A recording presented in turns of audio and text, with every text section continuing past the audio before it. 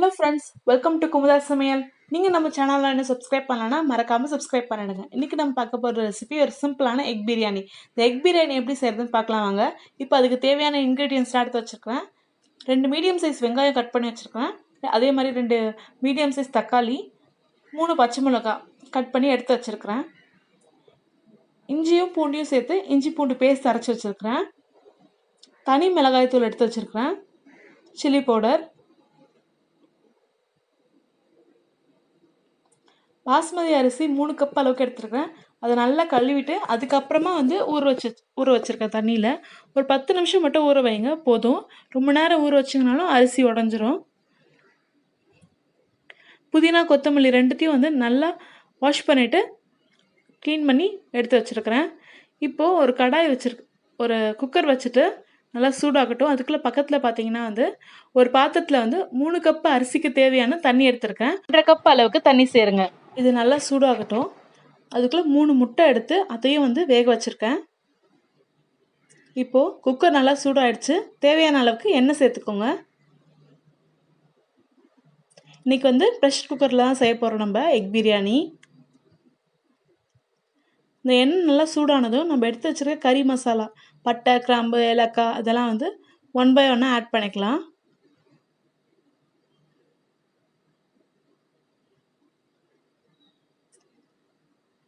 ஒரு சின்ன பீஸ் பட்டை,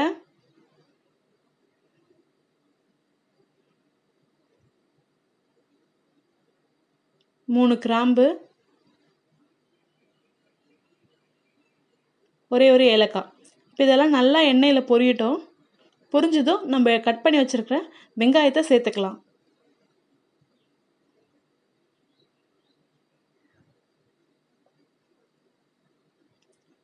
வெங்காயம் சேர்த்ததும் நம்ம எடுத்து வச்சுருக்க பச்சை மிளகாவையும் இது கூட சேர்த்துடலாம்.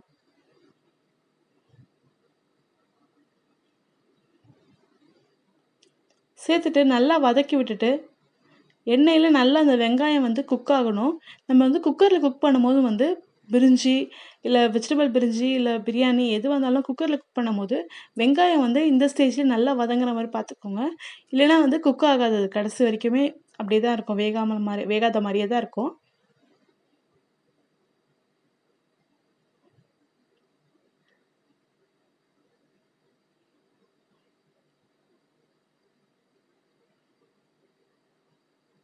புதினா கொத்தமல்லி அதெல்லாம் நல்லா க்ளீன் பண்ணிவிட்டு வாஷ் பண்ணி கட் பண்ணி வச்சுருக்கேன் சின்ன சின்னதாக.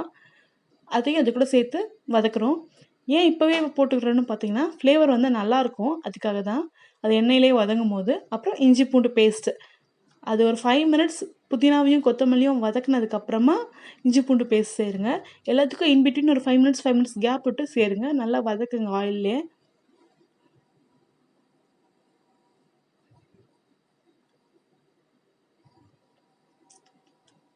இப்போது இதெல்லாம் 3 நல்லா மிக்ஸ் ஆகிடுச்சு. இந்த ஸ்டேஜில் நம்ம எடுத்து வச்சுக்க தக்காளியும் கொஞ்சம் கொஞ்சமாக ஆட் பண்ணுறேன்.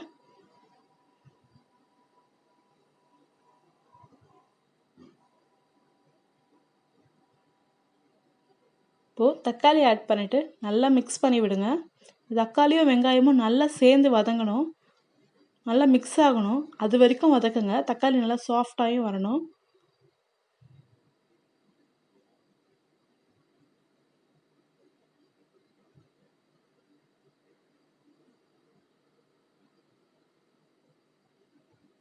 கொஞ்சமாக கல்லுப்பு சேர்த்துக்கிறேன். இப்போ கொஞ்சமாக தான் சேர்த்துக்கிறேன். அதுக்கப்புறமா நம்ம தேவையான அளவுக்கு சேர்த்துக்கலாம் செக் பண்ணிவிட்டு. இப்போ நல்லா வதங்கிடுச்சு. இப்போது ரெட் சில்லி பவுடர் சேர்த்துக்கிறேன். உங்கள் காரத்துக்கு எவ்வளவோ தேவையோ அதுக்கேற்ற மாதிரி சேர்த்துக்கோங்க.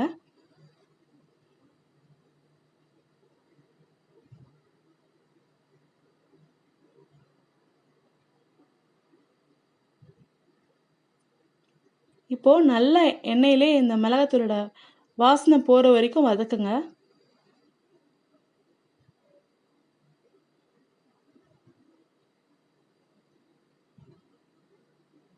பக்கத்துலேயே வந்து தண்ணி வந்து ஏன் ஹீட் பண்ணிட்டு சேர்க்குறோம் அப்படின்னு பார்த்தீங்கன்னா வந்து, இந்த மாரி சேர்க்கும்போது சீக்கிரமாவே வந்து கொதி வந்துரும். அப்புறம் அரிசி ஆட் பண்ணிடலாம்.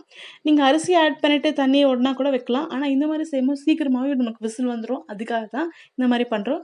அதே மாரி சிக்கன் பிரியாணிலயும் நீங்க இதே மாரி கூட ட்ரை பண்ணலாம். ஏன்னா சிக்கன் சீக்கிரமா வெந்துரும் இல்லையா? அதனால தான். நல்லா சீக்கிரமா கொதி வந்துச்சு. நான் செக் பண்ணி பார்க்கும்போது உப்பு கொஞ்சம் கம்மியா இருந்துச்சு. அதனால இன்னொரு தடவ உப்பு ஆட் பண்ணியிருக்கிறேன். இப்ப நல்லா கொதிக்குது. நம்ம ஊற வச்சு வச்சிருக்கிற பாஸ்மதி ரைஸ சேர்த்துக்கலாம்.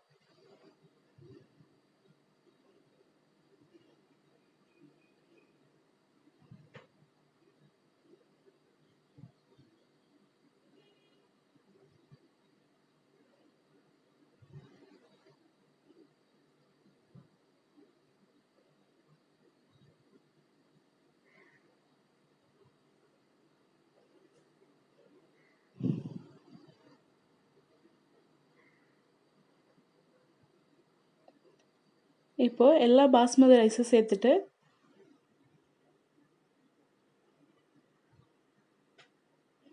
நல்லா கிளறி விட்டுட்டு குக்கரை மூடிட்டு 2 விசில் விடலாம். கரெக்டாக 2 விசில் விட்டால் போதும். அதுக்கப்புறம் ஓப்பன் பண்ணி பார்க்கலாம். இப்போ 2 விசில் வரட்டும். அதுக்குள்ளே வந்து முட்டை வந்து வெந்துருச்சு. நல்லா தோல்லாம் உரித்து வச்சுருக்கிறேன். உரிச்சிட்டு கத்தியால் இந்த மாதிரி கட் பண்ணி வச்சுருக்கிறேன். எதுக்கு இது மாதிரி கட் பண்ணி வச்சுருக்கிறேன்னா, நான் இப்போ வந்து மசாலாவில் போட்டு வதக்க போகிறேன். அந்த மசாலாலாம் நல்லா உள்ளே இறங்கணும். அதுக்காக தான். இப்போ ஒரு கடாய் வச்சுட்டு அதில் எண்ணெய் ஊற்றிட்டு எண்ணெய் சூடானதும் நம்ம எடுத்து வச்சுருக்கிற சில்லி பவுடர், அப்புறம் தனியாத்தூள், அப்புறம் கரம் மசாலா தூள், இது 3த்தையும் ஆட் பண்ணிக்கிறேன் ஒன் பை ஒன்னாக. சிம்லே வச்சு குக் பண்ணுங்கள். இல்லைனா வந்து சீக்கிரமாகவே தீஞ்சிரும். அதனால தான் வந்து சிம்லே வைங்க. மசாலா சீக்கிரமாகவே எண்ணெயில் தீஞ்சிரும். அதனால தான். இப்போது நம்ம எடுத்து வச்சுருக்க எக்கை ஒன் பை ஒன்னாக சேர்த்துட்டு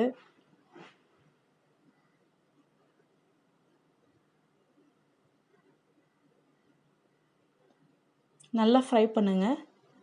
இந்த மசாலாவோட நல்லா மிக்ஸ் ஆகி வரணும். அது வரைக்கும் நல்லா ஃப்ரை பண்ணி எடுங்க.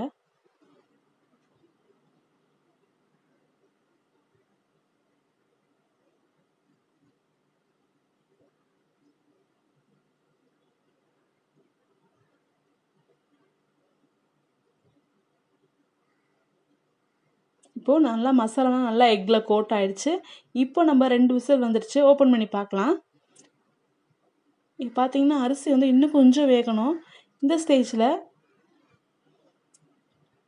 இதை கொஞ்சம் கிளறி விட்டுட்டு நம்ம எடுத்து வச்சுருக்கிற எக்கை ஒன் பை ஒன்னாக சேர்த்துடலாம்.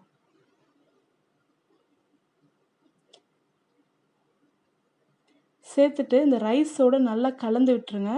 அப்போ தான் இதோட எக்கோட ஃப்ளேவர் வந்து அந்த மசாலாவோடு சேர்ந்து இந்த ரைஸில் இறங்கும். அதுக்காக தான் வந்து இந்த மாதிரி போட்டு க்ளோஸ் பண்ணிவிட்டு ஒரே ஒரு விசில் மட்டும் விட போகிறோம்.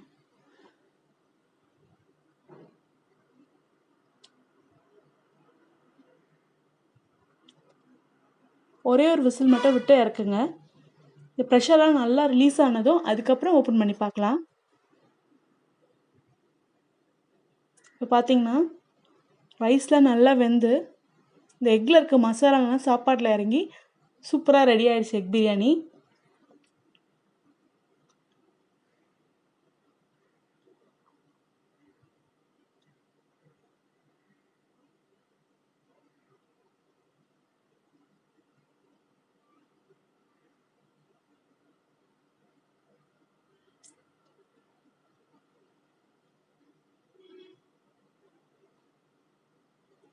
இந்த ரெசிபியை நீங்களும் உங்கள் வீட்டில் மறக்காமல் ட்ரை பண்ணி பார்த்துட்டு எப்படி இருக்குன்னு கமெண்ட்டில் சொல்லுங்கள். நம்ம சேனலை இன்னும் சப்ஸ்கிரைப் பண்ணலைன்னா மறக்காமல் சப்ஸ்கிரைப் பண்ணுங்கள். தேங்க்ஸ் ஃபார் வாட்சிங். தேங்க்யூ.